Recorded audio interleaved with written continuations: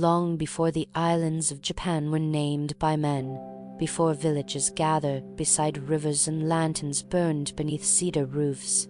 The world was still young and unfinished. Mountains had only just risen from the sea, their peaks wrapped in quiet clouds. Rivers had begun carving their slow silver paths through the earth. Forests grew deep and ancient in places where no human voice had yet been heard. The world breathed softly then, as though it were still dreaming of the moment it had been born. Above that young earth stretched the vast realm of heaven. It was said that in those early ages the sky was not silent. The heavens were alive with the presence of gods who shaped the balance of the world. Their footsteps were thunder. Their breath was wind. Their voices echoed across the firmament like distant storms. Among them ruled the radiant goddess of the sun, Amaterasu. Her light warmed the earth each morning and guided the rhythm of the world below. When she rose across the heavens, mountains glowed gold and rivers sparkled like scattered jewels. Crops grew beneath her gaze, and the world awakened with quiet gratitude. Yet even in that shining realm of harmony, not all spirits were gentle. There was one among the heavenly gods whose nature could not remain still. His name was Susanoo, where Amaterasu was calm and radiant. Susanoo was restless as the wind before a storm. He was the spirit of roaring oceans, of thunder rolling across mountains, of rain that swept through forests with wild and untamed force. The world itself seemed to tremble when his emotions stirred. Some said he had been born with the strength of a tempest in his heart. Others said the storms of the world listened only to him. But whatever the truth may have been, Susanoo was a god who could never walk quietly through the halls of heaven. When he moved, clouds gathered. When he spoke, thunder followed. And when his anger rose, the heavens themselves seemed to darken. For a long time the gods tolerated his storms. They knew that the world below needed rain as much as it needed sunlight. The forests drank deeply when Susanoo passed across the sky. Rivers swelled with life, and fields grew strong beneath the breath of his wandering winds. But Susanoo's storms did not always arrive gently. There were days when his temper shook the heavens themselves. Clouds tore across the sky like restless spirits. Lightning split the air in jagged lines of white fire. The calm order of heaven trembled beneath the power of his emotions. Even the halls of the gods, where eternity moved slowly and peacefully, could not escape the turmoil he carried within him. Amaterasu watched this with growing sorrow. She loved her brother, as only the gods of that ancient world could love, deeply and without hesitation. Yet she could not ignore the chaos his storms left behind. Heaven required balance, light and darkness, calm and rain, silence and thunder. But Susanoo's storms had begun to forget that balance. The winds he commanded tore across the heavenly fields. Sacred gardens were trampled by sudden tempests. Even the quiet rivers of heaven trembled beneath the restless skies he summoned. And so one day, when the clouds had once again gathered in angry spirals above the celestial plains, Amaterasu called Susanoo before her. The sky was clear when he arrived, yet the air trembled with a quiet tension, as though the heavens themselves understood that something ancient and inevitable was about to unfold. Susanoo stood before the radiant goddess, tall and silent, his dark hair moving gently in a wind that seemed to follow him wherever he walked. Amaterasu looked upon her brother not with anger, but with the quiet sadness of someone who understood the weight of what must be done. For a moment, neither of them spoke. The sky stretched endlessly around them, bright and silent. At last Amaterasu's voice rose like sunlight breaking through clouds. The heavens, she said softly, could no longer bear the storms he carried within him. His power was too wild for the realm of eternal calm. If Susanoo wished to roam with the wind and thunder, he must do so in a place where storms belonged. Not in heaven, but upon the earth below. Susanoo listened in silence. No lightning flashed across the sky. No thunder answered the words of the sun goddess. For the first time in countless ages, the storm god stood perfectly still. Some say he bowed his head. Others say his eyes turned toward the distant horizon of heaven, where clouds gathered in quiet drifting patterns like memories of storms yet to come. Whatever passed through his thoughts in that moment has never been known. But when Susanoo finally turned away from the radiant halls of heaven, he did so without anger, without protest, without a single storm rising in the sky. And so it was that the storm god left the heavens. He descended from the sky into the vast world below, where mountains stood silent and rivers wandered through ancient forests. The winds of earth greeted him like an old companion returning home after a long journey. Yet Susanoo did not arrive upon the earth as a conqueror. He arrived as a wanderer. The storm god walked alone through valleys where mist curled between cedar trees. Rain followed softly behind him, whispering against the leaves like distant echoes of the sky he had left behind. Days passed, perhaps weeks. The storm god wandered through the mountains without purpose, watching rivers glide through stone and forests sway beneath the breath of the wind. The world of men was quiet, peaceful, yet somewhere within that calm world, something waited, something ancient, something terrible. It began with a sound. At first it was so faint that even the wind nearly carried it away, a trembling voice. Then another, soft, broken cries drifting through the mist of the mountains. Susanoo paused. The rain fell gently around him, and from somewhere deep within the forested valleys ahead, the storm god heard the unmistakable sound of human sorrow. It was the sound of grief that had lingered far too long, the sound of a family who had watched the years steal something from them again and again. Susanoo turned toward the distant voices. The wind shifted quietly through the trees, and with slow, steady steps, the storm god began walking toward the sorrow waiting in the valley below. Far beyond the mountains, the rivers continued their endless journey to the sea, and somewhere deep within the forests of that quiet land, an ancient serpent stirred in its sleep.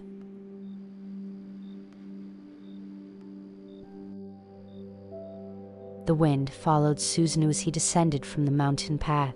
It was not the violent wind of thunder or the restless gale that bends trees into uneasy bows. This wind was softer, wandering through the cedar forest like a traveler who knew the road well.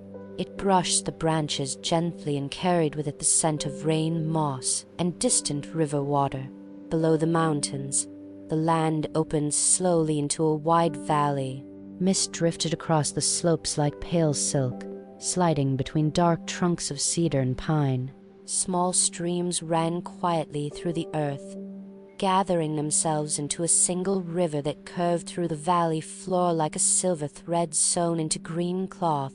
It was a peaceful place, the kind of place where villages are built slowly over generations, where lanterns glow in windows as evening settles over the mountains, and the sound of water flowing through rice fields becomes part of the rhythm of life. But the sounds Susanoo had heard did not belong to a peaceful place. The cries came again, clearer now, soft voices trembling with grief. Susanoo followed the sound down a narrow path where the forest thinned and the mist began to lift. The rain that had followed him from the mountains had faded to a quiet drizzle, leaving the leaves shining dark and wet beneath the dim sky. Soon he saw them. Near the edge of the river stood a small wooden house, worn by years of wind and rain. Its roof sighed slightly beneath patches of moss, and its wooden beams carried the quiet weight of many seasons. Beside the house sat 3 figures, an old man, an old woman, and between them, a young girl whose face was lowered toward the ground as though the world had become too heavy to look upon. The old woman wept softly, her hands covering her face. The old man stared toward the river as though searching for something that had already vanished from the world. Their sorrow filled the air like fog. Susanoo approached slowly. The wind shifted around him, stirring the river grass gently. The old man noticed him first. At the sight of a stranger stepping quietly from the mist, the old man rose with some effort, leaning upon a wooden staff worn smooth by years of use. He bowed politely, though confusion lingered in his tired eyes. For this valley was far from the great roads of the world. Travelers rarely came this way unless they had lost their path through the mountains. "You have come a long way," the old man said at last, his voice thin but respectful. "Few wanderers pass through this valley." Susanoo returned the bow. His robes were simple, darkened by rain from the mountain path. Nothing in his appearance revealed that he had once walked the halls of heaven among the gods. To the old man he seemed only a traveler. "A traveler follows the wind," Susanoo replied quietly. His voice was calm, carrying the quiet depth of distant thunder hidden behind clouds. "But sorrow travels farther than the wind." The old man lowered his gaze. The old woman's quiet sobs returned. For a moment the valley was silent except for the sound of water moving through the nearby river.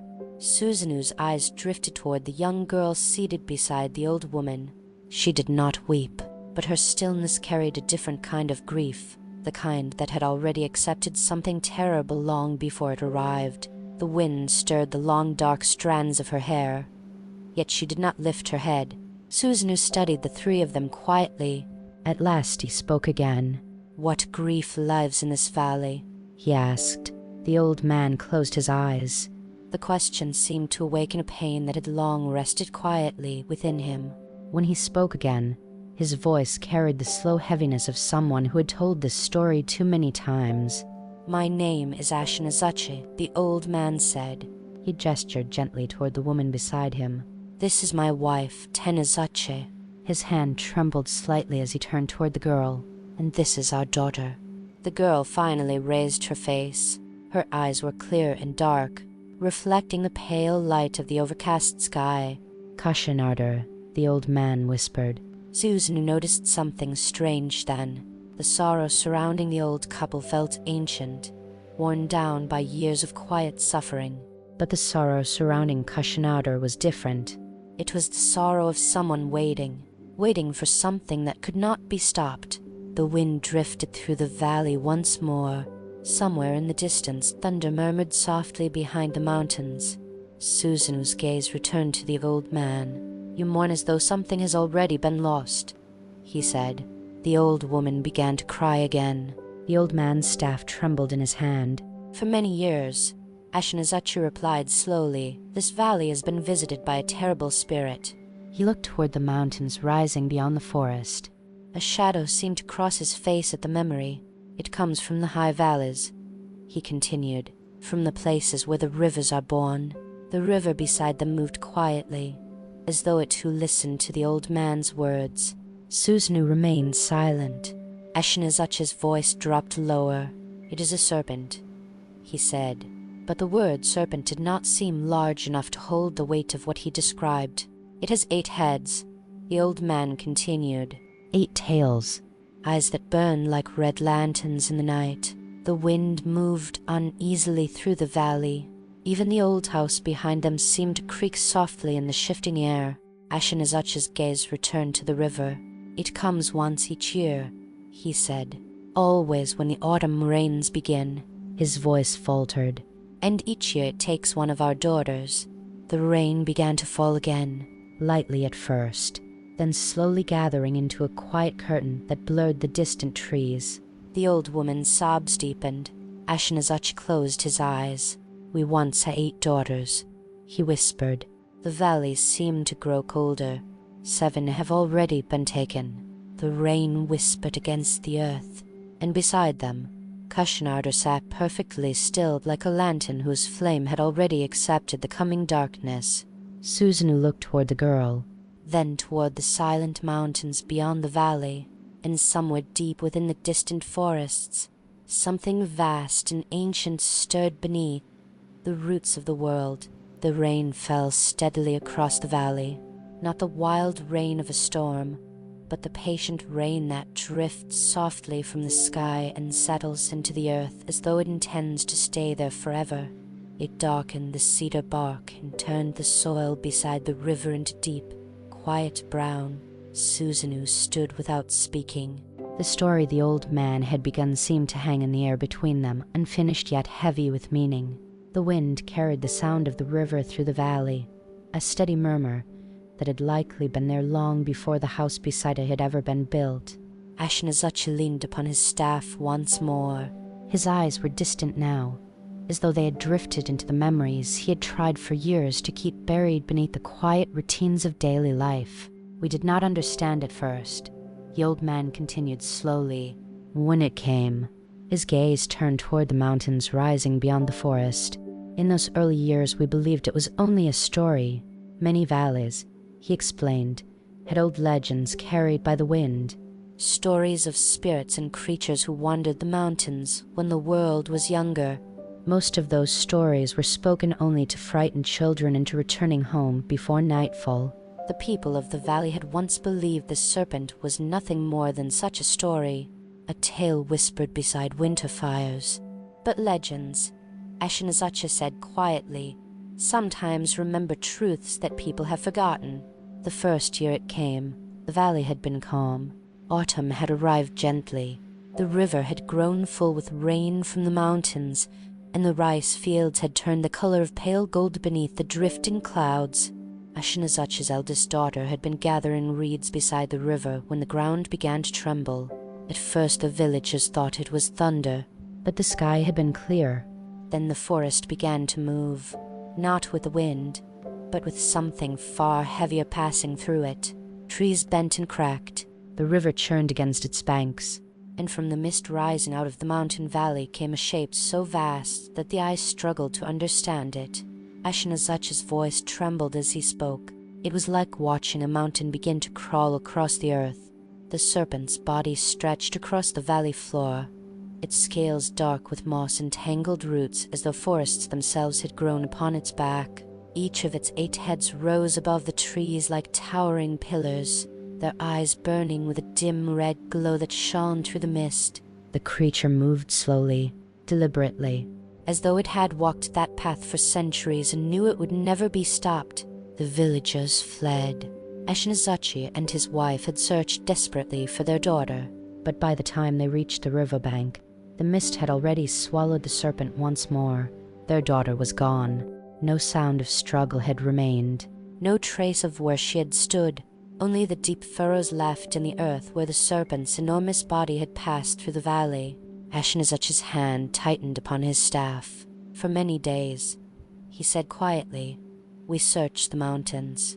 The rain continued falling gently across the valley, but the mountains had returned to silence. The serpent had vanished as though it had been nothing more than a nightmare drifting through the mist. The villagers told themselves it would never return. They rebuilt the paths the creature had torn through the forest. They repaired their homes and waited for winter to cover the valley with snow. Time passed. The world seemed to grow calm again. But the following autumn, when the rains returned, the ground trembled once more. This time the villagers understood what the shaking earth meant. They hid in their homes. They prayed to the gods of the mountains and rivers. But the serpent came anyway, and another daughter disappeared into the mist. The years that followed passed like a slow shadow creeping across the valley. Each autumn the serpent returned. Each autumn one daughter was taken. The villagers began leaving the valley. Some fled to distant towns where the serpent's shadow could not reach them.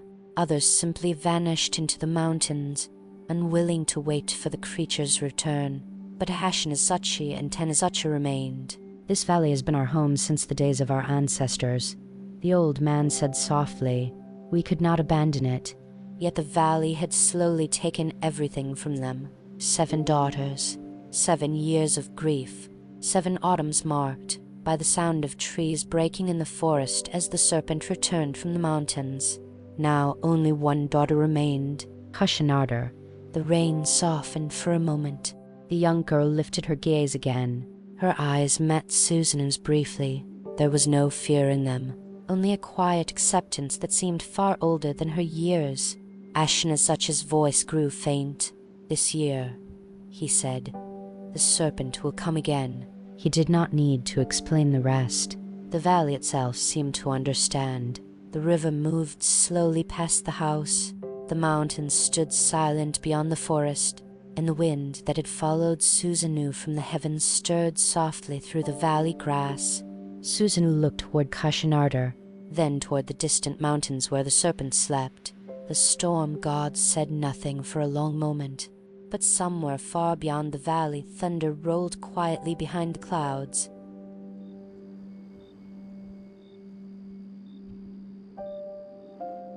For a time, no one spoke. The rain had begun to fade again, leaving only the soft dripping of water from cedar branches and the steady voice of the river passing through the valley. The clouds above were thick and low, their grey weight pressing gently against the mountains as though the sky itself had lowered to listen. Susanoo stood beside the small wooden house, his gaze resting upon the distant slopes. The old man's story had ended, yet the valley still seemed filled with its echo. 7 daughters, 7 autumns of loss, and one final daughter waiting for the same fate. Susanoo slowly turned his attention back toward the old couple. Ashinazachi and Tenazachi sat close together beneath the eaves of their home. Their grief was not loud anymore. It had worn itself into something quieter over the years, a sorrow that moved slowly through the body like winter cold. Kusanagi remained seated between them. Her hands rested calmly in her lap. She watched the river. It flowed as it always had, winding its way through the valley without knowledge of the pain that had unfolded beside its banks year after year. Susanoo stepped closer. The wind shifted again, brushing softly through the valley grass. "You say the serpent comes each autumn," he said. Ashinazachi nodded slowly. "When the rains return," he replied. "Always when the rivers begin to rise again." The old man gestured faintly toward the mountains. "It sleeps somewhere beyond those ridges," he said. "No one has ever seen where." The valley grew still again. Susanoo studied the mountains carefully. They rose layer upon layer into the distance, their peaks wrapped in drifting fog. Rivers cut narrow paths through the valleys between them, disappearing into forests so deep that sunlight struggled to reach the ground. Somewhere within that endless wilderness, the serpent slept, not as a passing spirit, but as something older, something that had walked the earth long before the villagers had built their homes beside the river. "Has no one tried to stop it?" Susanoo asked quietly. Ashinazachi gave a tired smile. "Many have tried. In the early years, when the serpent had first appeared, the villagers had gathered the strongest men among them, hunters who knew the mountains, woodcutters whose axes had split great trees in the forest. They had climbed the slopes together carrying spears and torches, but the forest beyond the valley had swallowed them. Those who returned spoke of something far worse than they had imagined. The serpent was not merely large, it was vast. Its body stretched across entire ridges of land, its coils winding through valleys like fallen mountains. Moss and small trees had grown upon its back, making it appear almost like part of the earth itself. Each of its 8 heads moved independently, swaying slowly above the forest like dark towers rising from the ground, and its breath carried the scent of deep rivers and ancient stone. The hunters had fled before they even reached the creature's full body. Ashinazachi's voice grew quiet. "The earth trembles when it moves," he said. "Even the mountains seem to listen when it passes." Susan looked once more toward the distant ridges. The rain clouds had begun to break slightly, revealing a pale band of sky beyond the mountains. Light filtered through the mist, casting soft silver reflections upon the river below. The world seemed peaceful, yet somewhere beyond those hills a creature slept that had devoured daughters year after year without challenge. Susanoo felt the wind move around him again. It carried the scent of rain and distant thunder. At last he turned back toward the old couple. "You had 8 daughters," he said. Ashinazachi nodded. His eyes drifted briefly toward Kusanagi. She was the youngest. Tenazachi gently placed her hand upon the girl's shoulder. Kusanagi was always the quiet one. The old woman whispered, "She loved the river more than the fields." Kusanagi gave the faintest smile. "The river never forgets to return," she said softly. Her voice was calm, so calm that it startled Susanoo slightly. It was not the voice of someone waiting for death. It was the voice of someone who had already accepted the turning of the world. Susanoo studied her carefully. She could not have seen more than 17 summers, yet her eyes carried the quiet stillness of someone who had watched too many seasons pass beneath the shadow of grief. The storm god felt something stir within him then. Not anger. Not yet. but something deeper, a quiet awareness that the valley's sorrow had gone unanswered for far too long. He turned his gaze back toward the mountains. "Tell me," he said, "when will the serpent return?" Ashinazachi looked up slowly. The question seemed to carry a weight he had not expected. "The rains have already begun," he said. He gestured faintly toward the gray clouds lingering above the valley. "It will come soon, perhaps tonight, perhaps tomorrow, but always before the autumn moon grows full." Susanoo's eyes narrowed slightly. Thunder rolled faintly across the distant mountains. The sound was low and distant, yet it carried the deep voice of storms gathering somewhere beyond the horizon. The old man watched Susanoo carefully now. "There is nothing you can do," Ashinazachi said gently. Many travelers had passed through the valley over the years. Some had spoken brave words when they heard the story of the serpent, but none had remained long enough to face the creature when it returned. Even warriors who carried swords had turned away when they saw the fear in the villagers' eyes. The serpent was too large, too ancient, too terrible. Susanoo said nothing. He simply continued looking toward the mountains. The wind grew slightly stronger. The clouds shifted slowly overhead, and somewhere far beyond the ridges, the storm god felt a familiar stirring in the sky, the kind of quiet tension that always arrived before thunder. Then Susanoo turned back toward the old couple, and for the first time since he had entered the valley, a faint smile touched his face. "8 heads," he murmured. The wind rustled the grass softly. Susanoo's voice lowered slightly, as though he were speaking more to the mountains than to the people before him. "Then perhaps it will need 8 cups to quench its thirst." Ashinazachi blinked in confusion, but the storm god had already begun studying the valley with new attention. And high in the mountains beyond the forest, the ancient serpent shifted slowly in its sleep. The valley had grown quieter. The rain had faded into mist, and the low clouds drifting above the mountains slowly began to thin. Pale light filtered through the sky, spreading across the river like a soft sheet of silver. The wind moved gently through the tall grass beside the house, carrying the distant scent of cedar and wet stone. Ashinazachi watched the stranger carefully. There was something unusual about him. Travelers sometimes passed through the valley, but none had ever spoken the way this man did. His voice carried a strange calm, not the calm of someone who believed danger could be avoided, but the calm of someone who understood danger and did not fear it. Susanoo stood quietly near the edge of the river. His eyes moved slowly across the land, as though he were measuring something invisible to the others. The curve of the valley, the height of the forest, the narrow path the river carved through the hills. The wind moved again, brushing against his robes. Then Susanoo turned back toward the old couple. "I will stop the serpent," he said. The words were spoken simply, without pride or ceremony, yet they seemed to fall heavily into the quiet air. Ashinazachi stared at him for a long moment. Tanizachi's sobs faded into silence. Even Kusanagi lifted her gaze slightly. The old man shook his head slowly. "You do not understand," Ashinazachi said. "The serpent is not like any creature of this world." He stepped forward, leaning heavily upon his staff. "It is larger than the forests," he continued, "stronger than the mountains themselves. Its scales are thicker than iron. Its breath carries poison through the air." The old man's voice trembled. No sword could cut through such a beast. Susanoo listened patiently. He had heard the same fear in the old man's voice that he had heard in countless storms across the world, the quiet belief that some forces were too large to challenge. But storms were never defeated by strength alone. They were understood, watched, turned. Susanoo's gaze returned to the mountains once more.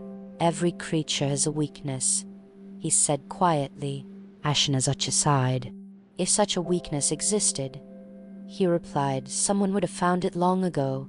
Susanoo looked down at the river. Water flowed endlessly past the valley, moving around stones and fallen branches with quiet patience. The river never fought the obstacles in its path. It simply moved around them. Susanoo knelt beside the water and dipped his fingers into the current. cold, clear. The wind stirred through the valley again. At last he stood and turned back toward the house. "There is something the serpent desires," he said. Ashinazachi frowned slightly. "It desires our daughters," the old man answered bitterly. Susanoo shook his head. "No creature moves through mountains and rivers without thirst." The storm god's eyes narrowed slightly. "And thirst can be used." Ashinazachi and Tenazachi exchanged a confused glance. But Kushinarder was watching Susanoo carefully now. Her eyes had begun to change. Where there had once been quiet resignation, something else now flickered beneath the surface. Curiosity. Susanoo stepped toward the house.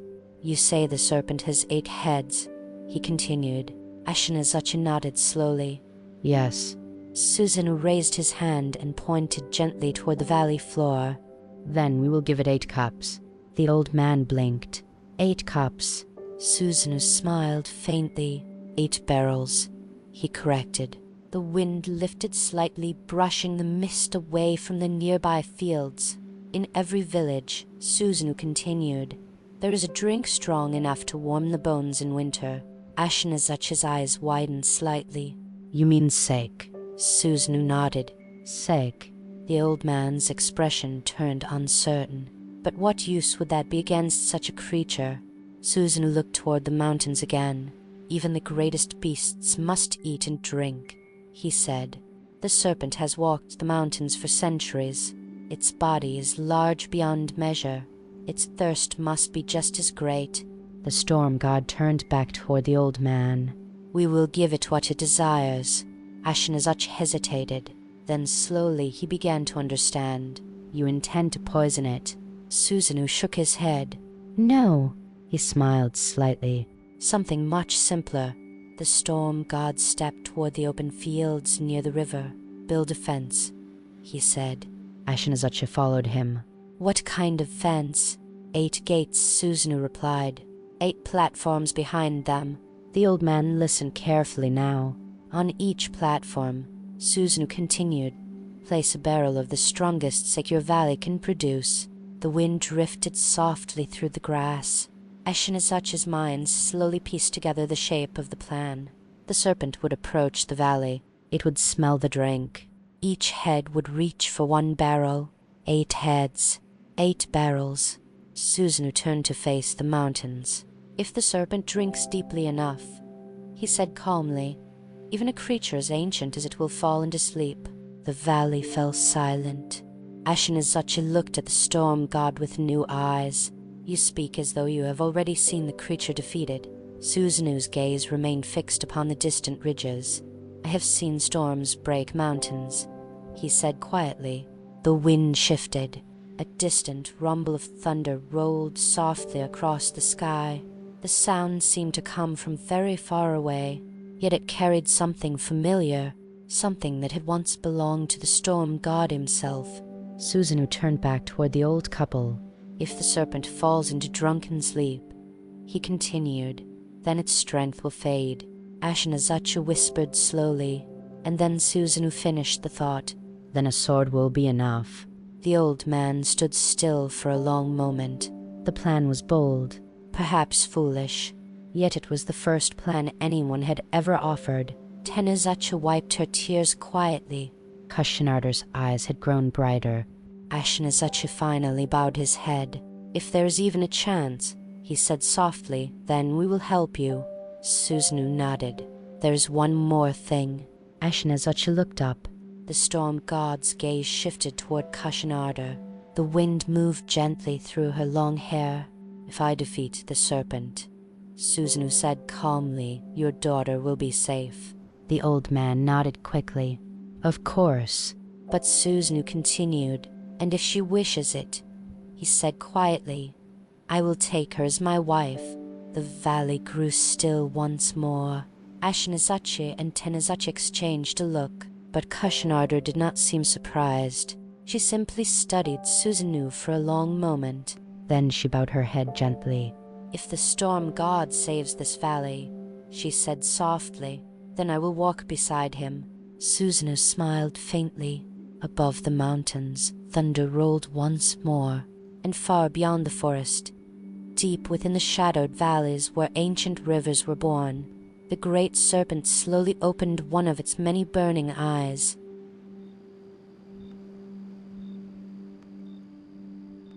The mist lifted slowly from the valley as the day moved forward. What had once been a place weighed down by quiet grief now stirred with hesitant movement.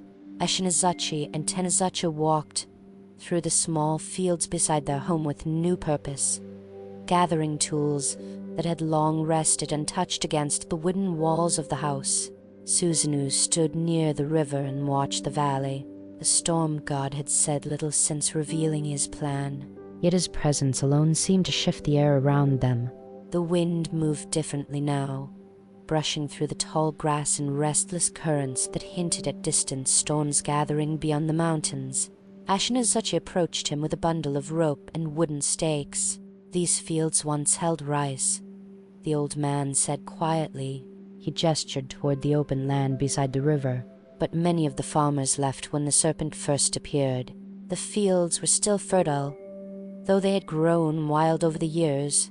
Tall grasses swayed gently in the wind, their pale seeds drifting through the air like dust in sunlight."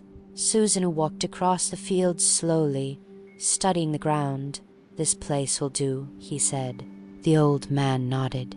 Together they began marking the earth. The plan was simple.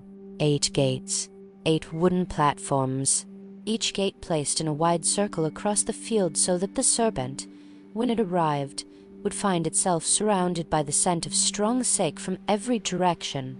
Ashinazachi drove the first stake into the ground with a heavy wooden hammer. The sound echoed softly across the valley. Tenazachi began gathering long cedar branches from the forest to weave into the frames of the gates. Though her hands trembled from age, she worked with quiet determination. For the first time in many years, the couple were not waiting helplessly for the serpent's return. They were preparing. The wind shifted again as Susanoo walked slowly around the clearing. His eyes traced invisible paths across the land. He imagined the serpent moving through the forest, its massive body pushing through the trees, its 8 heads rising above the valley as it followed the scent drifting from the barrels. The storm god nodded slightly. "Yes," he murmured to himself. "This will work." Kashinada watched from the edge of the field. She had gathered her long sleeves carefully and helped carry branches from the forest, though her parents had tried gently to stop her. "You should rest," Tenazachi had told her.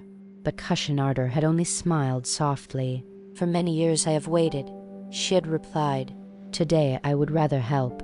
Now she stood beside the river, her dark hair moving gently in the wind. Susanoo noticed her watching the work. "You do not fear what is coming," he said quietly as he approached her. Kashinada looked toward the distant mountains. "The serpent has been part of my life since I was a child," she answered. "I have feared it for many years." She paused. "But fear grows tired after a long time."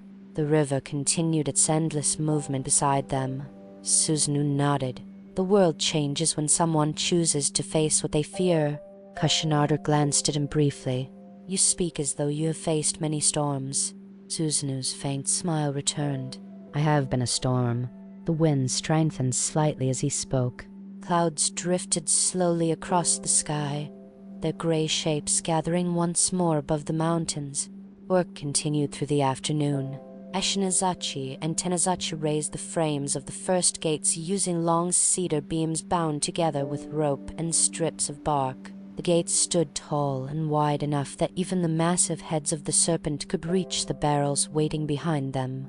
By the time the sun had begun to fade behind the clouds, 4 gates stood across the valley. The field looked different now.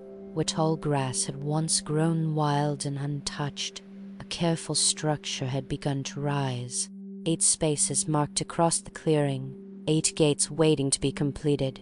Ashinazachi wiped the sweat from his brow. "It has been many years since I worked like this," he said. Susanoo helped raise the next beam easily, his strength far greater than that of an ordinary man. "Old strength returns quickly when it is purpose," the storm god replied. The old man smiled faintly. Perhaps the stranger was right. For years their days had been filled only with waiting and remembering.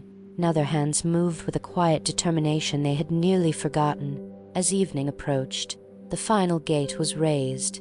8 tall wooden frames stood in a wide circle across the valley floor. Behind each one waited a small platform where a barrel of sake would soon be placed. The wind moved slowly through the gates, whispering softly through the ropes and wooden beams. Susanoo stepped back and studied their work. The trap was ready. Only one thing remained, the drink that would lure the serpent from the mountains. Ashinazachi looked toward the house. "We must gather the sake," he said. The old man's voice carried a hint of worry again. The serpent would arrive soon, but for the first time in many years, the valley would not greet it with helpless fear. The storm god looked toward the darkening sky. Thunder rolled softly beyond the mountains, and far away in the shadowed forests, something vast had begun to move. The serpent had awakened, and the scent of rain carried whispers of sake through the wind. Evening settled slowly over the valley. The clouds that had drifted across the sky throughout the day gathered into darker shapes as the sun slipped behind the distant mountains. The last light of day faded into a quiet gray twilight that softened the edges of the forest and turned the river into a dark ribbon moving silently through the fields. The 8 gates stood in the clearing like silent guardians. Their wooden beams creaked softly as the wind passed through them, carrying the faint scent of wet cedar and moss. The platforms behind them waited empty, but soon each one would hold the drink that Susanoo believed could bring even a creature as ancient as the serpent to its knees. Ashinazachi and Tenazachi worked inside the house. Their small home, which had been filled with years of sorrow and quiet waiting, now held a different kind of energy. Clay jars and wooden containers were carried carefully across the floor as they gathered what remained of the sake they had brewed during the past seasons. Sake had once been part of the valley's quiet celebrations, harvest festivals, winter gatherings, moments when neighbors shared warmth beside lantern light while the mountains slept beneath snow. But those celebrations had slowly disappeared after the serpent began visiting the valley. Few reasons for celebration had remained. Now the drink that had once been meant for joy would serve a different purpose. Tenazachi carefully sealed the lid of the first large barrel. "This one is strong," she said quietly. "It was brewed during the coldest winter." Ashinazachi nodded. The old man rolled the heavy barrel toward the doorway with slow determination. Susanoo waited outside beside the first gate. The wind had grown stronger as night approached, moving through the valley in steady currents that brushed through the tall grass and tugged gently at the ropes tied across the wooden frames. Hashinarder stood beside him. She had wrapped a simple cloak around her shoulders to guard against the growing chill. The storm god glanced toward the house as Ashinazachi pushed the first barrel across the ground. Without effort, Susanoo lifted the heavy container and carried it to the nearest platform. The wood groaned softly as the barrel settled into place. 1, Susanoo said quietly. 7 remained. The wind carried the faint scent of sake into the night air. Ashinazachi returned with another barrel, and another. The work continued slowly but steadily. Each time a barrel was placed upon one of the wooden platforms, Susanoo paused to adjust its position carefully. The openings were left slightly uncovered so the scent could drift freely across the valley. The serpent would smell it. That much Susanoo was certain of. Creatures that lived as long as the serpent often became creatures of habit.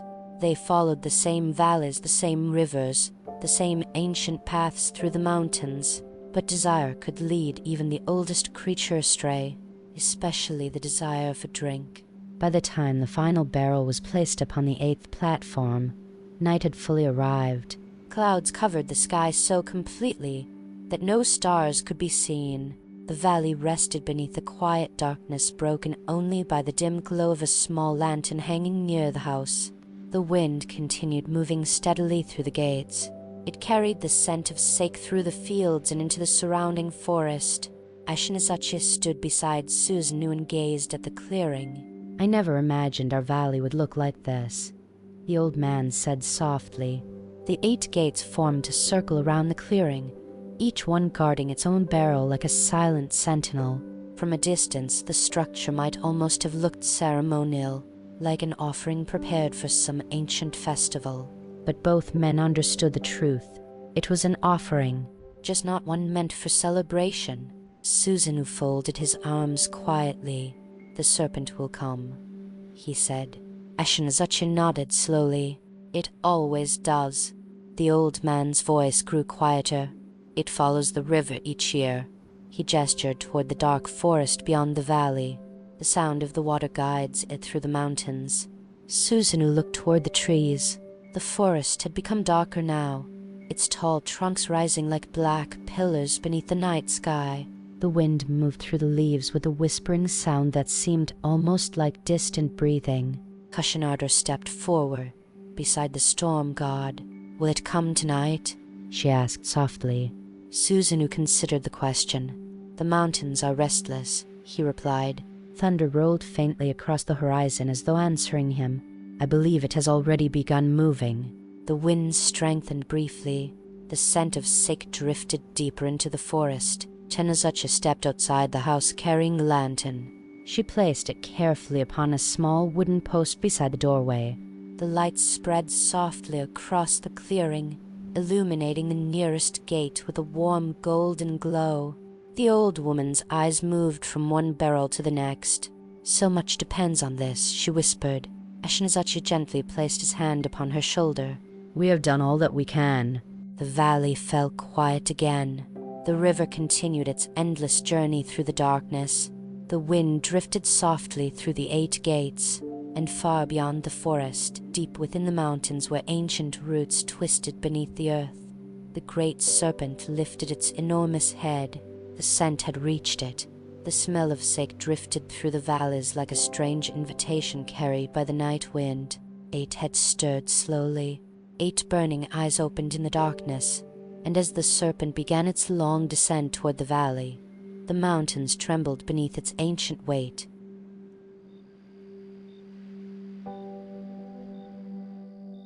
Night deepened across the valley. The lantern beside the small wooden house glowed steadily, its warm light barely reaching beyond the nearest gate. Beyond that circle of pale gold, the world faded into quiet darkness where the forest and mountains seemed to merge into one endless shadow. The wind had grown colder. It moved slowly through the 8 gates, brushing against the wooden beams and stirring the tall grass around the platforms. Each barrel of sake sat waiting in silence, its faint scent drifting outward into the night. Susanoo stood near the center of the clearing. The storm god had not moved for some time. His gaze remained fixed upon the dark forest where the valley narrowed between 2 ridges before climbing toward the higher mountains. Ashinazachi noticed the stillness. "Do you hear something?" the old man asked quietly. Susanoo did not answer immediately. The valley was silent. No birds stirred in the branches. Even the insects that usually hummed softly through the night had grown quiet, as though the world itself had begun to hold its breath. Then, slowly, Susanoo nodded. "The mountains are waking," he said. Ashinazachi strained his ears. At first he heard nothing beyond the wind, but after a moment something else reached him. A faint tremor. Not a sound exactly. More like a distant movement traveling slowly through the ground itself. The old man's grip tightened on his staff. "It has begun," he whispered. Kusanagi stepped closer to her parents. The trembling grew stronger. Far away in the forest, branches snapped. A deep cracking sound echoed through the trees, followed by the slow rustle of leaves and undergrowth being pushed aside by something enormous. Tenazachi covered her mouth. The sound was unmistakable. The serpent had left the mountains. The earth trembled again. This time the vibration rolled through the valley like distant thunder beneath the soil. Susanoo remained calm. His eyes followed the path of the forest where the river disappeared between the trees. The serpent would follow the water. It always had. Creatures that ancient rarely changed their habits. The wind shifted suddenly. The scent of sake carried across the valley and into the forest. A moment later the ground trembled more violently. Ashinazachi staggered slightly. The serpent has caught the scent, Susanoo said quietly. The old man stared toward the forest. The darkness between the trees had begun to move. At first it appeared only as shifting shadows. Then the forest itself seemed to bend.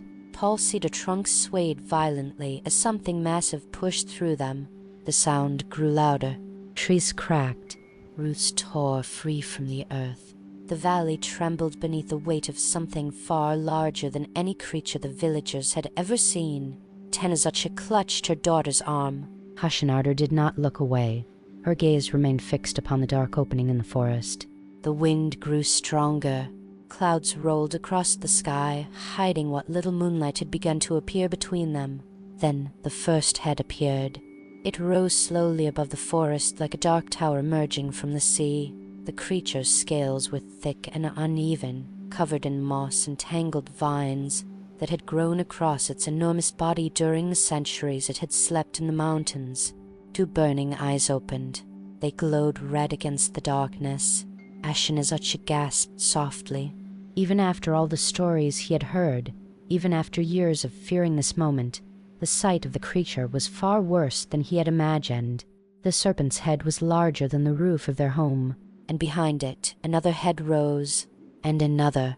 8 towering necks lifted themselves above the forest canopy, swaying slowly as the enormous creature slid forward through the valley. The ground shook beneath each movement of its body. Trees collapsed as its coils passed through the forest. The serpent's massive form stretched far behind the trees, its body winding across the slopes like a moving mountain. Ashinazachi could barely breathe. "There are truly 8, he whispered. Each head moved independently. Some lifted high into the air. Others drifted lower, their enormous tongues flickering as they tasted the wind. The scent of sake had reached them. Susanoo watched carefully. The storm god's expression did not change, but the wind round him had begun to stir more strongly now, circling through the valley as though responding to his quiet presence. The serpent slid closer. Its enormous body emerged from the forest slowly, pushing aside the last of the trees that blocked its path. The creature paused at the edge of the clearing. 8 pairs of glowing eyes stared across the valley. They fell upon the 8 gates, and the 8 barrels waiting behind them. The serpent's heads lifted slightly. Its tongues flickered again. The scent of sake drifted across the field. The great creature leaned forward. One head moved toward the nearest gate, then another. 8 heads slowly spread across the clearing, each one drawn toward a different barrel. Ashinazachi whispered a prayer beneath his breath. Tenezachi closed her eyes. Hashinarder watched without fear, and Susanoo stepped quietly into the shadow beside the first gate. The serpent lowered its massive head. Its tongue brushed against the barrel. Then the great creature began to drink. The valley held its breath. For a long moment the serpent remained still, its enormous head swaying slowly above the gates like dark towers rising from the earth. Each pair of glowing eyes studied the barrels carefully, as though the creature were deciding whether the strange offering before it could truly belong to the world it knew. The scent of sake drifted through the night air. The wind carried it across the clearing and into the serpent's flaring nostrils. One of the great heads leaned forward. Its massive tongue flicked out again, brushing the rim of the nearest barrel. The creature tasted the liquid cautiously, as though testing whether it carried poison or danger. For a moment nothing happened. Then the serpent drank. The head lowered fully against the barrel, and the deep sound of swallowing rolled through the valley like distant thunder. Ashinazachi felt his knees weaken. It was working. The serpent lifted its head briefly, its burning eyes glowing brighter for an instant as the strong drink flowed into its enormous body. Then another head lowered toward a second barrel, and another. Soon all 8 heads had reached the platforms. The serpent drank greedily. The sound of liquid draining from the barrels echoed across the clearing as each of the creature's massive throats swallowed the powerful sake prepared by the old couple. Susanoo watched from the shadows beside the gate. His hand rested quietly upon the hilt of the sword at his side. The storm god's eyes remained calm, but the wind around him had begun to move more restlessly now. Stirring the tall grass in slow circles across the field, the serpent continued drinking. The barrels had been filled with the strongest sake Ashinazachi and Tenazachi had brewed over many years. The liquid was thick and powerful, meant for winter festivals and celebrations for a creature the size of the serpent. The drink was not deadly, but it was strong enough to cloud even ancient senses. The first head finished its barrel. The creature lifted its massive neck high above the gate and released a long, rumbling breath that shook the branches of the nearby trees. Its eyes flickered. The serpent swayed slightly. Then the head turned and lowered toward another barrel, eager for more. The other heads had already begun draining their containers. The barrels emptied one by one. The serpent's movements began to change. At first the difference was subtle, a slow motion of its neck, a faint trembling in the great coils of its body. Then one of the heads rose unsteadily above the clearing, its red eyes blinking slowly as though the creature were struggling to focus upon the world around it.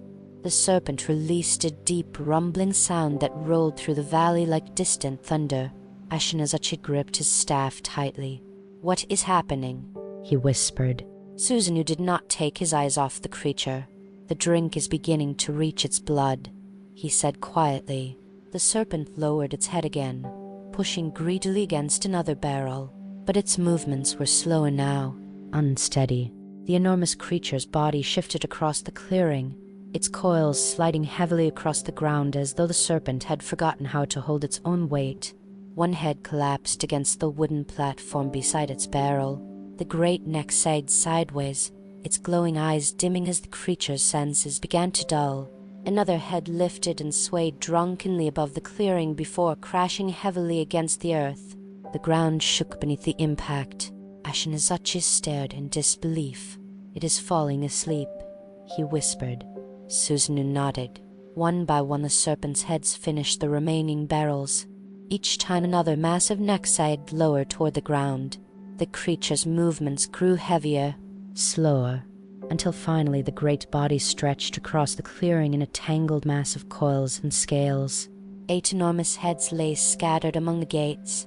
Their burning eyes flickered weakly before closing one by one. The serpent breathed deeply. Its breath rolled through the valley in slow waves like wind moving through distant caves. The monster that had haunted the valley for generations had fallen into drunken sleep. The clearing was silent again. The wind moved softly through the gates. Ashinazachi stared at the fallen creature. "It cannot be real," he murmured. For years the serpent had been an unstoppable terror that appeared like a storm and vanished again into the mountains. Now it lay helpless before them. Kushanarder watched Susanoo. The storm god stepped quietly into the clearing. The wind followed him. He approached the nearest head slowly, studying the enormous creature carefully. Even in sleep the serpent was terrifying. Its scales were thick as iron plates. Moss and small trees clung to its back where centuries of rain had fallen upon its body. But its breathing had grown slow and heavy. The drink had done its work. Susanoo drew his sword. The sound of steel leaving its sheath cut cleanly through the quiet valley. Ashinazachi felt the air grow colder. The storm god looked once more at the sleeping serpent. Thunder rolled faintly across the mountains. The wind stirred the grass around his feet. Then Susanoo raised the sword and stepped forward to face the ancient serpent.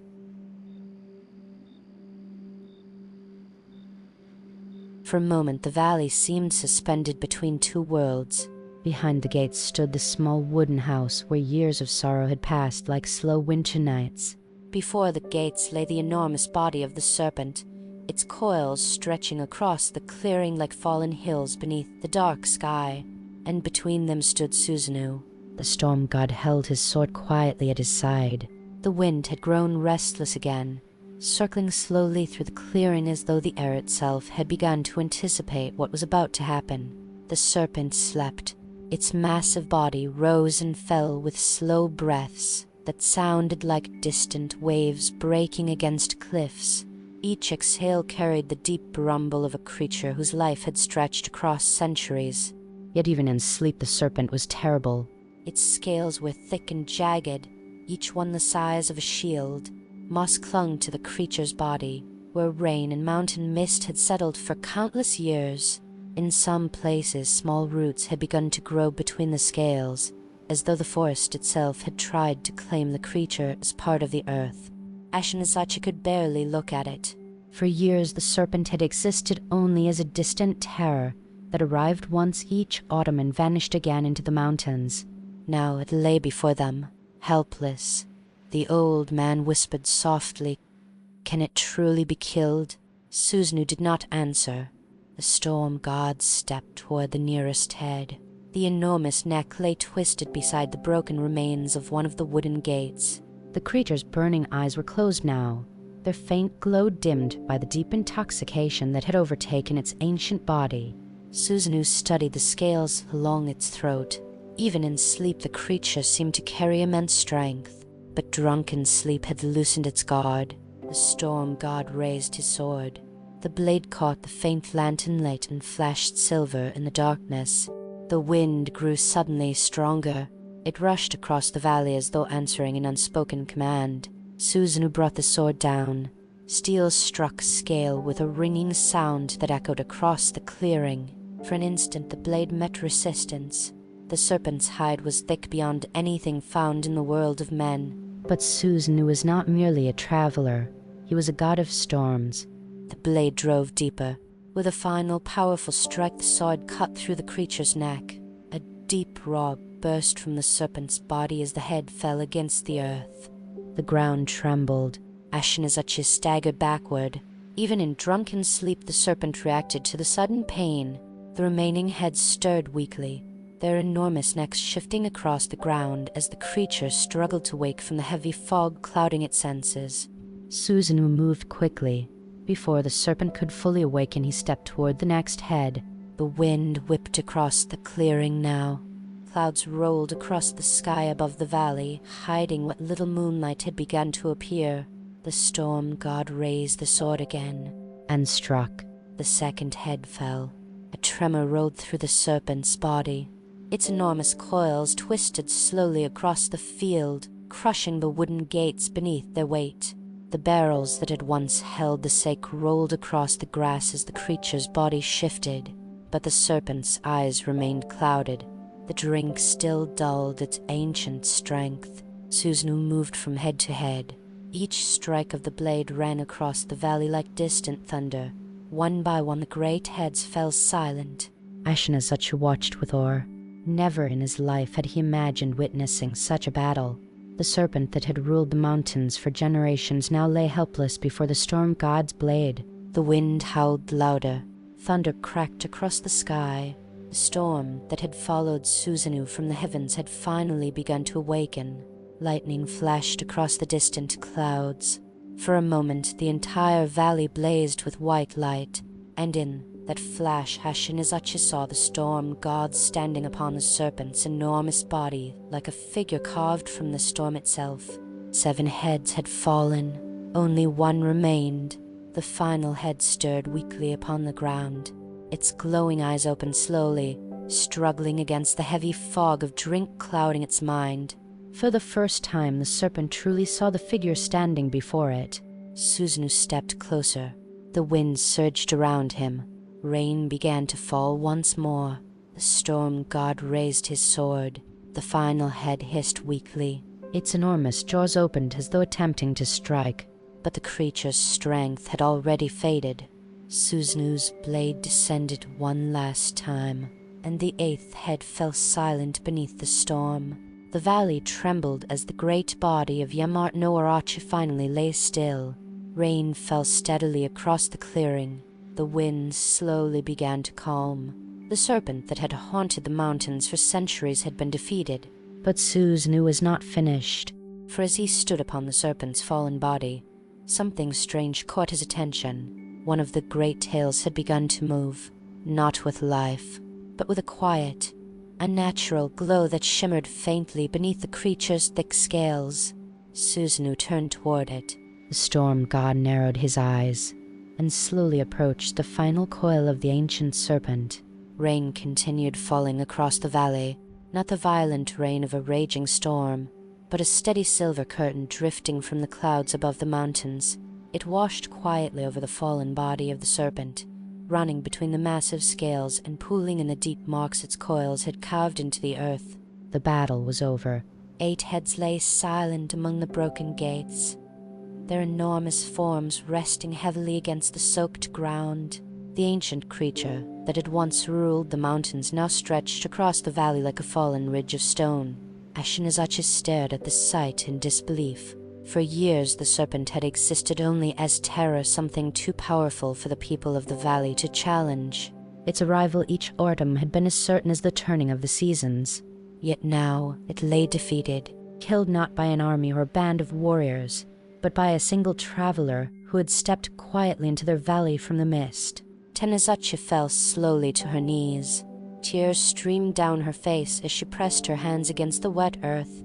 "Our daughters," she whispered. Her voice trembled with the weight of years. "They are finally avenged." Kashinada stood beside her parents, her eyes fixed upon the storm god. Susanoo had not yet lowered his sword. The blade still rested in his hand as he studied the massive body of the serpent carefully. Something had caught his attention. The final tale. At first he had thought it was simply the shifting of the creature's enormous coils settling against the ground after the battle. But now he saw it clearly. A faint glow beneath the scales, not the dull shine of wet skin beneath the rain. Something brighter, something hidden. Susanoo stepped closer. The tail lay half buried in the grass near the edge of the clearing, its enormous length coiled around the broken remains of 2 gates.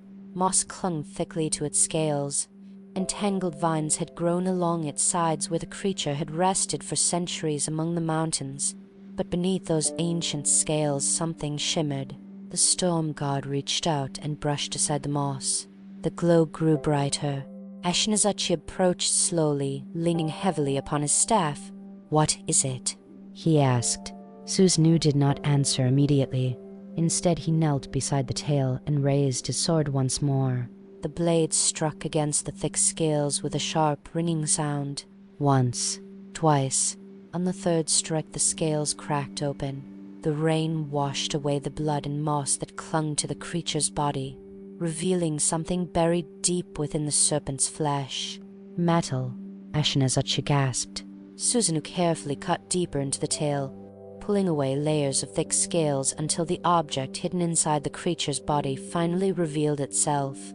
It was a sword, but not an ordinary blade. Even beneath the grey light of the stormy sky, the weapon gleamed with a strange brilliance. Its metal seemed untouched by age or rust, as though it had rested safely inside the serpent's body for centuries without losing its shine.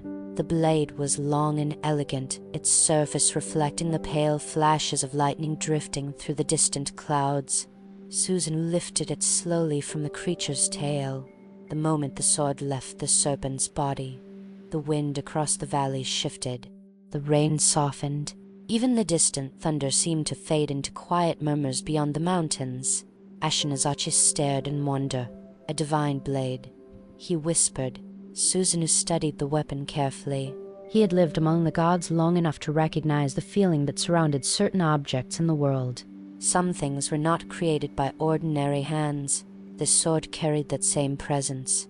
It was older than the serpent itself. Older perhaps than the valleys and rivers surrounding them. The storm god wiped the rain from the blade. This sword was never meant to remain hidden in the belly of a beast, he said quietly. Kashinada stepped forward. Her eyes reflected the soft glow of the blade. "What will you do with it?" she asked. Susanoo looked toward the mountains. Far beyond the valley the clouds had begun to break, revealing faint streaks of pale moonlight slipping through the sky. He remembered the heavens, the radiant halls where the sun goddess ruled, the place he had once called home. "This sword belongs to the gods," Susanoo said. Ashinazachi nodded slowly. "Then it must be returned." Susanoo turned the blade in his hands once more. The metal glimmered like still water beneath moonlight. "In time," he replied. For now, the storm god lowered the sword. The serpent lay silent. The valley had finally been freed from its ancient terror. and somewhere beyond the drifting clouds, the heavens watched quietly as the story of the storm god and the serpent became legend among the mountains of Japan. But the story was not yet finished, for the sword hidden within the serpent's tail would one day become one of the most sacred treasures of the land, and the storm god who had uncovered it had... Morning came slowly to the valley. The long night of rain and thunder faded into a pale gray dawn as the clouds above the mountains began to drift apart. Soft light crept across the valley floor, touching the wet grass and broken gates with a quiet gentleness that seemed almost impossible after the violence of the night before. Mist rose from the river like thin breath. The valley looked different now. The enormous body of the serpent still lay across the clearing, its massive coils stretching between the shattered remains of the wooden gates. In the pale morning light, the creature no longer seemed to live or terrifying. It looked ancient, like a fallen ridge of dark stone resting among the grasses. Ashinazachi stepped slowly out from the doorway of the house.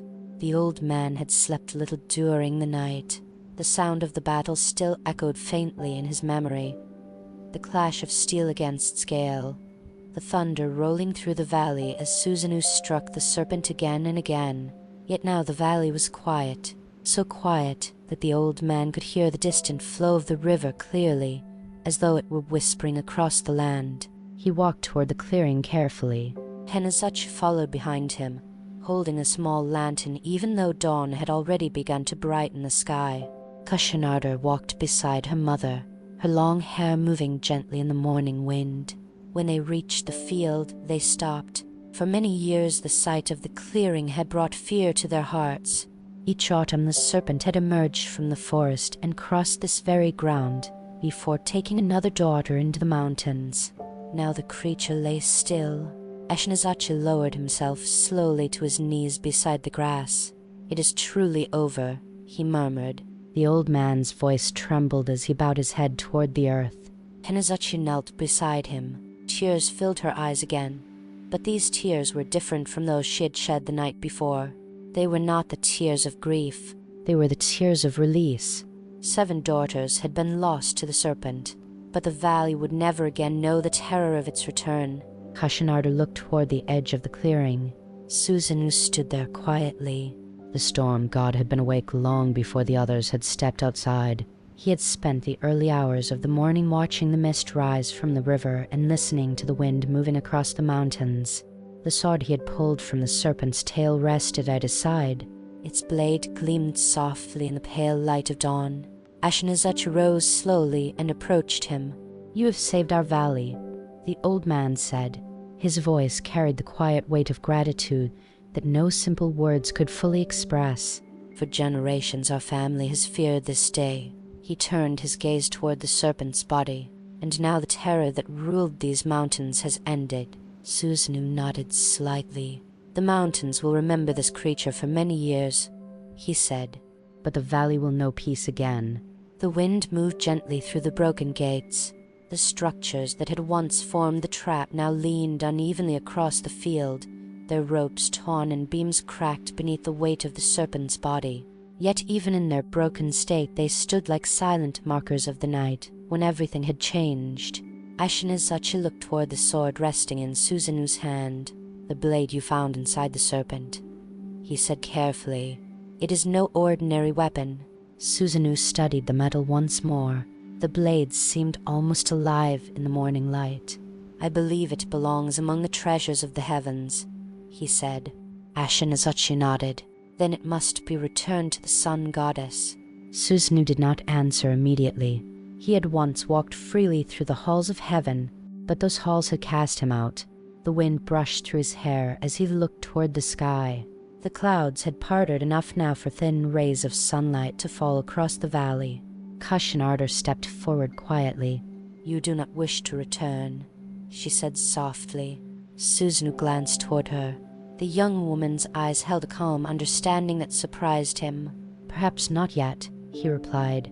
The valley was peaceful now. The mountains stretched endlessly beyond the forest. For the first time since leaving heaven, the storm god felt no urgency to move on. Ashinazachi watched them carefully. Then the old man bowed deeply. "You made a promise last night," he said. Susanoo raised an eyebrow slightly. "I did." Ashinazachi turned toward his daughter. "If you wish it, Kusanagi," he said gently, "you may leave this valley and walk beside the man who saved our lives." Kusanagi stood quietly for a moment. The wind stirred her hair again. Then she looked towards Susanoo. "I have lived my life waiting for the serpent to come," she said. "But the world beyond these mountains is wide." She bowed her head slightly. "If you will have me beside you, I will walk wherever the wind carries you." Susanoo smiled faintly. "The wind travels far," he said. Kushinagi's eyes brightened slightly. "Then perhaps I will see many rivers." The storm god nodded. "More than you can imagine." The valley had begun to change. Sunlight touched the distant slopes. Birds slowly returned to the trees. The serpent that had once ruled the mountains had fallen, and the world seemed lighter for its passing. But the story of the storm god and the serpent was not yet finished, for the sword hidden within the serpent's body carried a destiny of its own, and Susanoo's path would soon lead him once more toward the heavens he had left behind. The morning grew brighter. Sunlight slowly spread across the valley, slipping through the last drifting clouds and touching the wet grass with pale gold light. The storm had passed, leaving the mountains washed clean and quiet. For the first time in many years, the valley felt peaceful. Birds returned to the cedar branches above the river. Small animals emerged cautiously from the forest, moving through the undergrowth as though they sensed the change that had come during the night. The serpent was gone. Its enormous body still lay across the clearing, but its terrible presence had vanished with its final breath. Ashinazachi and Tenazachi stood together near the edge of the field. Their eyes followed Susanoo and Kusanagi as the two walked slowly along the riverbank. For a long time the old couple said nothing. Then Tenazachi spoke quietly. "She will leave today." Ashinazachi nodded. "Yes." The old man's voice carried no sorrow. For many years he had feared the day when his youngest daughter would be taken from him by the serpent. Now she would leave the valley in a different way. Not as a victim of the mountains, but as someone stepping into a wider world. Tenazachi wiped her eyes gently. She was always meant to see more than this valley. Ashinazachi smiled faintly. "And now she will." Near the river, Susanoo stood watching the water flow past the stones. The sword rested in his hand. Even in daylight its blade carried a quiet glow, reflecting the sunlight with a brilliance that seemed deeper than ordinary metal. Kusanagi walked beside him. "The river seems different today," she said softly. Susanoo glanced toward the water. "It has always been the same river," he replied, "but the world around it has changed." Kusanagi considered his words. Perhaps that was true. The river had flowed through the valley long before her parents were born, and it would continue flowing long after the events of the night had become only stories told beside winter fires. Yet today the valley felt lighter, as though something heavy had finally been lifted from the land itself. Susanoo turned his gaze toward the mountains.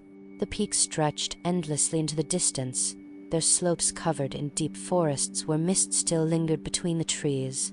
Beyond those mountains lay the rest of the world, and beyond the world lay the heavens. The storm god held the sword carefully. "This blade must one day return to the sun goddess," he said. Kusanagi looked at the weapon. "Will you return to heaven?" Susanoo was silent for a moment. The wind brushed across the river's surface, sending small ripples through the water. "I once walked freely among the gods," he said slowly, "but the world below holds many paths I have not yet seen." Kusanagi smiled slightly. "Then perhaps the wind will guide us to them." Susanoo returned the smile. "The wind rarely travels alone." Ashinazachi approached them quietly. The old man bowed deeply. "Our valley will remember you," he said. Susanoo inclined his head in return. "The valley showed me kindness when I was a wanderer." Ashinazachi shook his head gently. "You were never merely a wanderer." The old man glanced at the sword. "The heavens will know what you have done here." Susanoo did not respond. Instead he turned once more toward the mountains. The path leading out of the valley wound between tall cedar trees before disappearing into the distant hills. It was the same path he had followed when he first arrived, but now he would leave it differently. Not as an exile from heaven, but as the hero who had ended the reign of the serpent. Kusanagi gathered her cloak. Her parents embraced her quietly. There were tears, but they were soft and gentle. Ashinazachi placed a small wooden charm into his daughter's hand. "It will remind you of home," he said. Kusanagi nodded. "I will return someday." Tenazachi touched her daughter's hair. "You carry our hearts with you." The wind moved gently through the valley. Susanoo began walking toward the forest path. Kusanagi followed beside him. The storm god did not look back immediately, but after several steps he paused. The valley stretched quietly behind them. The broken gates still stood in the clearing. The great serpent lay silent among the grasses, and the small house beside the river glowed softly in the morning sun. Susanoo nodded once. Then he turned and continued walking. The path carried them slowly into the forest. Branches closed behind them. The sound of the river faded, and the valley that had known centuries of fear finally returned to peace. Yet the story of the storm god and the serpent would not end in that quiet valley. The sword hidden within the serpent's tail would one day become one of the most sacred treasures of the land, and the name of Susanoo would travel far beyond the mountains, carried by the wind into the stories of generations yet to come.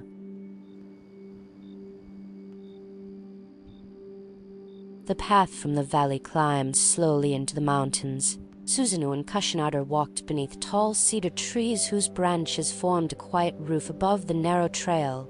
Morning light filtered gently through the leaves, scattering pale gold across the forest floor. Drops of rain from the night before still clung to the needles, falling softly whenever the wind passed through the branches. The world felt calm again. The storm that had followed Susanoo through the mountains had faded into distant clouds, leaving the air fresh and cool. The forest seemed almost peaceful enough to forget the terrible creature that had once slept in those hills. Yet the sword in Susanoo's hand reminded him that the story of the serpent was far from over. Kusanagi walked beside him quietly. The valley they had left behind had already disappeared beyond the folds of the hills. Only the distant sound of the river remained, faint and gentle as it wound its way through the mountains below. After a long silence she spoke. "The sword feels different from other weapons." Susanoo glanced at the blade. Even beneath the filtered sunlight of the forest the metal shimmered faintly. "Yes," he said. "It is not meant for ordinary battles." He paused. "There are objects in this world that carry the will of the heavens." Kusanagi looked at him curiously. "And this is one of them." Susanoo nodded.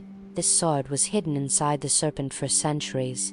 The wind stirred the branches above them. No creature hides something so sacred by accident. Kusanagi considered his words. "You believe the gods placed it there?" Susanoo did not answer immediately. Instead, he looked upward toward the sky beyond the trees.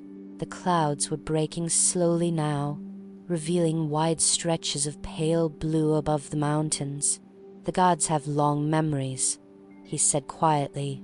"Sometimes they hide their treasures in places where no one expects to find them." Kusanagi's gaze drifted back to the sword. Its surface reflected the forest around them like still water. "Will the sun goddess truly accept it from you?" she asked. Susanoo smiled faintly. "You wonder whether heaven will welcome me again." Kusanagi lowered her eyes slightly. "I know little about the ways of gods." The storm god's expression softened. "Neither do many gods themselves." They continued walking along the path. The trail climbed steadily higher through the mountains, winding between ancient stones and roots that had pushed their way up through the soil over centuries. From time to time Susanoo paused to listen to the wind. It carried many voices across the mountains, the distant cry of birds, the whisper of streams hidden beneath the trees, and sometimes something deeper, a quiet reminder of the world he had once left behind. By midday they reached a high ridge. The forest opened suddenly, revealing a wide view across the mountains. Valleys stretched endlessly in every direction. their slopes layered with forests and rivers that glimmered faintly beneath the sunlight. Kusanagi stopped beside him. "I have never seen so far," she whispered. The wind moved freely across the ridge. Susanoo studied the horizon. Far beyond the distant mountains lay the lands where many people lived, villages, fields, and temples where stories of the gods were spoken beside lantern light. One day the story of the serpent would reach those places, and with it the story of the sword. Susanoo lifted the blade once more. The sunlight struck the metal and scattered into a bright arc of silver across the sky. "This sword has a name," he said quietly. Kusanagi looked at him. "What is it?" Susanoo lowered the blade. "Kusanagi." The wind stirred the grass across the ridge. "The grass-cutting sword." Kusanagi repeated the name softly. "Kusanagi." The words seemed to carry a quiet weight. Susanoo returned the sword to his side. "One day this blade will stand among the greatest treasures of the land." He looked toward the distant horizon. "But that time has not yet come." Kusanagi followed his gaze. "Where will we go now?" The storm god considered the question. The world stretched endlessly before them. Mountains, rivers, forests untouched by human hands, and beyond them all the heavens themselves. Susanoo smiled slightly. "Where the wind chooses to lead," the wind answered by rushing across the ridge in a long sweeping gust that carried the scent of distant oceans far beyond the mountains. Susanoo turned toward the descending trail. "Come," he said. Kusanagi followed him once more. The path led them down the far side of the ridge, and behind them, high above the valleys of Japan, the sword Kusanagi gleamed quietly beneath the open sky. The trail descending from the ridge curved gently through the mountain forest. Tall cedars stood in quiet rows along the path, their trunks dark and ancient, their branches moving softly in the wind. The afternoon light slipped between them in long golden strands, stretching across moss-covered stones and fallen leaves. Susanoo walked at the front of the narrow trail. Kusanagi followed a few steps behind, her gaze drifting often toward the distant valleys that appeared between the trees whenever the forest opened. The world beyond the mountains seemed vast. For most of her life, Kusanagi had known only the small valley where her parents lived, a quiet place bordered by rivers and hills, where each season returned with familiar rhythm. But now the mountains themselves felt like the beginning of something larger. As they continued walking, the forest slowly began to change. The cedar trees grew thinner, pines appeared among them. The air carried the faint scent of salt. Kusanagi noticed it first. She paused slightly and lifted her head. "The wind smells different here." Susanoo slowed his steps. "Yes." "The mountains are ending." Kusanagi looked ahead. Through a break in the trees she could see a faint shimmer on the horizon, a wide band of pale silver that stretched far beyond the hills. "The sea?" she asked softly. Susanoo nodded. "The great waters." The path descended steadily now, winding through rocky slopes where grasses bent beneath the wind. Soon the forest gave way to open land. They reached a high cliff overlooking the coast. Below them the ocean spread endlessly toward the horizon, its surface moving in slow rhythmic waves that reflected the afternoon sun. Kusanagi had never seen such a sight. The water seemed to breathe like a living creature, rising and falling in gentle motion. "It feels endless," she whispered. Susanoo stood quietly beside her. "The sea is older than many of the mountains," he said. "It remembers stories that even the gods have forgotten." Kusanagi watched the waves. "Do you hear them?" Susanoo listened. The sea always speaks. The wind moved across the cliff, carrying the steady rhythm of the surf far below. For a long time they simply stood there. The journey through the mountains had been long, but the sight of the ocean seemed to open the world even further. After a while Susanoo turned slightly. "The wind brought us here for a reason." Kusanagi looked at him.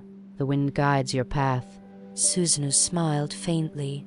"I am its companion." He lifted the sword Kusanagi slightly. The blade caught the sunlight again. flashing briefly before settling into its quiet glow. This sword will one day return to the heavens. Kusanagi nodded. But not yet. Susan lowered the blade. Not yet. Far below them the waves rolled against the shore in long white lines. Fishing boats moved slowly across the water, their sails catching the afternoon breeze. Smoke from distant villages rose gently into the sky. Life continued everywhere beyond the mountains. Kusanagi followed the path of one of the boats with her eyes. Will people know your story?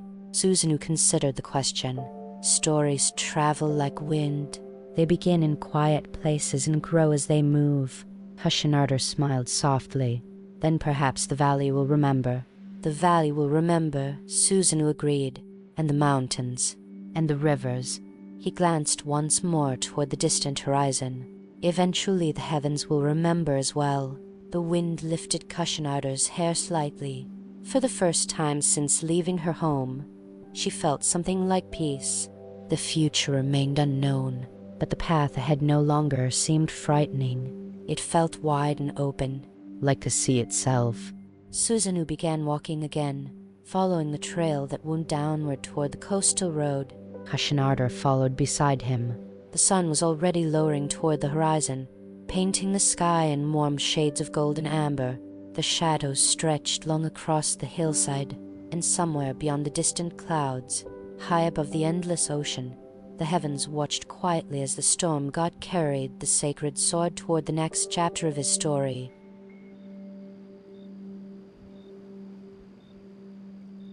The road that followed the coastline was quieter than the mountain paths.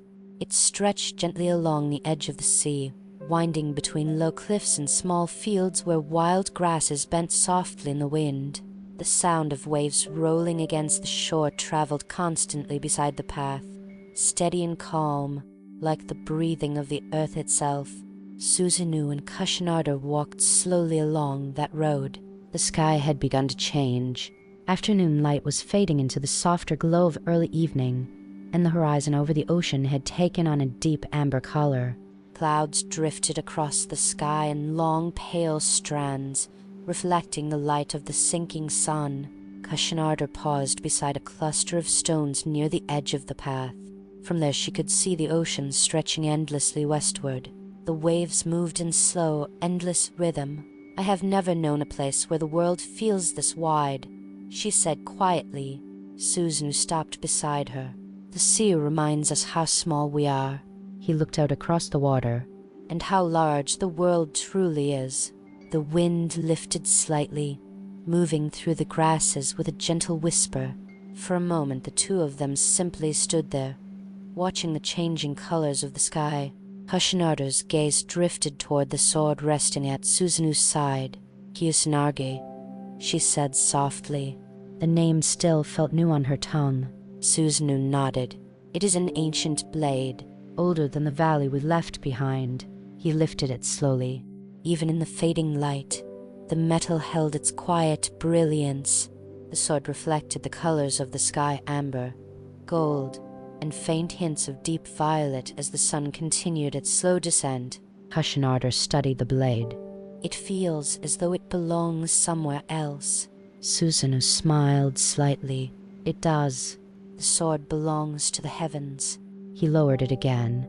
But its path has not yet finished here. Kusanagi looked toward the sky. The heavens must already know what you have done. Susanoo did not answer immediately. The wind shifted again, carrying the distant cry of seabirds over the water. Finally he spoke. The gods are rarely surprised, but they often wait. Kusanagi turned toward him. They wait? Susanoo nodded. For the moment when a story becomes clear. The sun dipped lower. Shadows stretched across the coastal road as evening began to settle over the land. Far along the shoreline a small village had begun lighting its lanterns. Soft golden points appeared one by one among the rooftops. Kusanagi watched them flicker to life. It feels peaceful here. The world always finds peace after a storm, Susanoo said. He looked once more toward the distant horizon. The storm passes, but the wind continues. Kusanagi followed his gaze. You still feel the wind calling you? Susanoo gave a quiet nod. The wind never truly stops. The sky deepened into richer shades of violet and blue. Stars began appearing faintly above the ocean. Susanoo rested his hand lightly on the hilt of Kusanagi. This blade will one day return to the sun goddess. Kushanarder looked at him. And when it does? Susanoo's expression softened. Then the story of the serpent will become part of the history of heaven. He glanced toward the distant lanterns of the village. But tonight we remain here. The road curved gently down toward the shore. The village lights flickered warmly beneath the darkening sky. Susanoo began walking again. Kushanarder followed beside him. Above them the first stars had fully emerged. And somewhere far beyond those distant lights, the heavens were already beginning to remember the name of the storm god, who had slain the great serpent and uncovered the sacred sword hidden within its tail. Night settled slowly along the coastline. The last colors of sunset faded behind the ocean, leaving the sky deep and wide above the quiet road. Stars appeared one by one across the darkness, scattered like faint lanterns across the heavens. Below them, the sea moved endlessly. Its surface reflected the starlight in long, trembling lines, each wave carrying the light toward the shore before breaking softly against the rocks. Susanoo and Kushanarder walked along the narrow path that led toward the small village they had seen earlier. From a distance, the lanterns glowed gently among the wooden houses. Smoke rose slowly from cooking fires. The faint sound of voices drifted across the fields, carried by the night air. To Kushanarder, the village felt unfamiliar and yet comforting. It reminded her of the valley she had left behind. Small homes, warm lights, people living their quiet lives beneath the mountains and sky. But this place was different. It lay beside the ocean, where the wind carried the scent of salt and distant storms. She slowed her steps. Do you think they will recognize you? Susanoo glanced toward the village lights. Perhaps, but perhaps not. He smiled faintly. The world rarely expects to meet a god walking its roads. Kushanarder returned the smile. Then we will be travelers.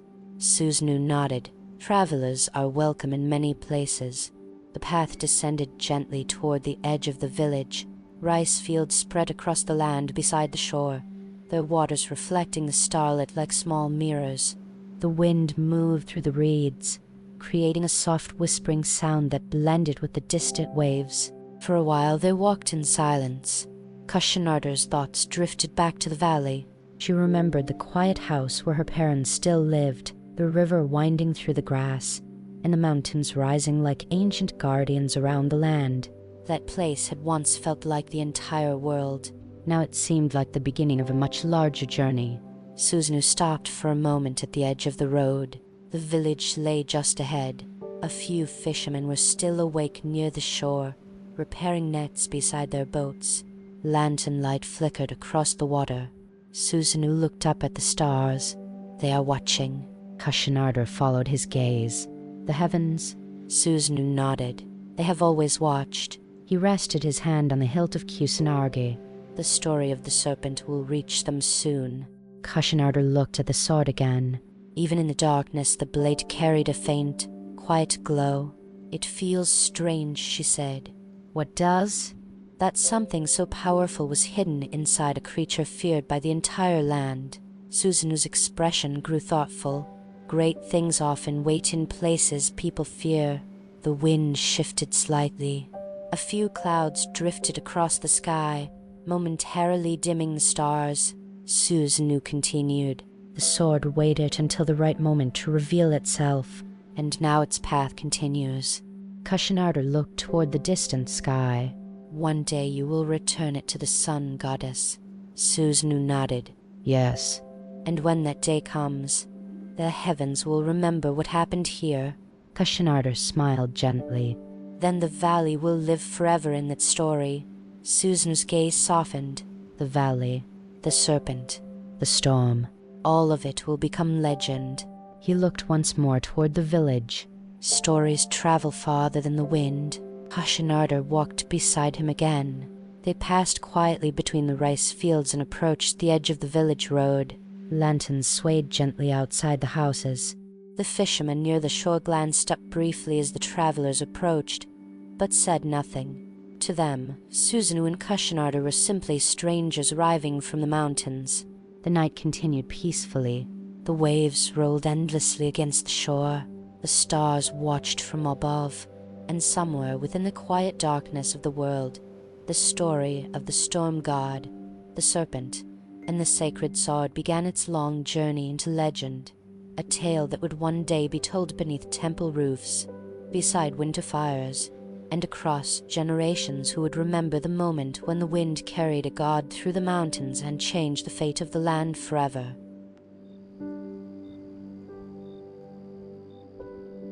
Long after the footsteps of travelers fade, the world remembers in quieter ways.